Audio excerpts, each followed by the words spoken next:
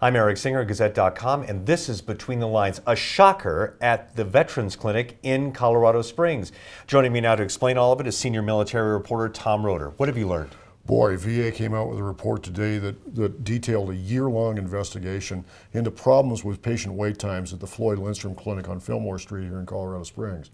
What they found is pretty damning. VA had acknowledged long wait times at that clinic, up to 32% of patients waiting more than a month. The investigators found that actually as many as 68% of those patients waited more than a month.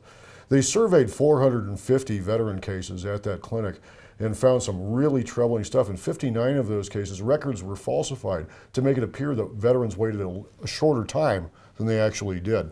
In one case, 28 veterans waiting for primary care appointments.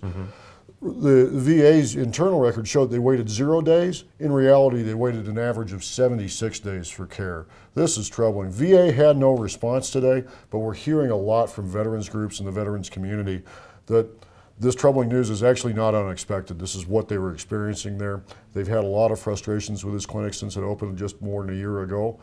And we'll see if VA can get this turned around. So what happens next as far as the veterans? What's going to happen next as far as the veterans is I think we're going to see some rapid reaction from Congress here in Colorado. They're already frustrated with VA over issues like the massive overspending on the Aurora Clinic. This is more trouble from that agency and also another sign that they haven't been fully upfront about their issues. All right, and of course, we'll continue to follow this story. Thank you, Tom. And you can read this whole story on the Gazette and on Gazette.com. With Between the Lines, I'm Eric Singer, Gazette.com.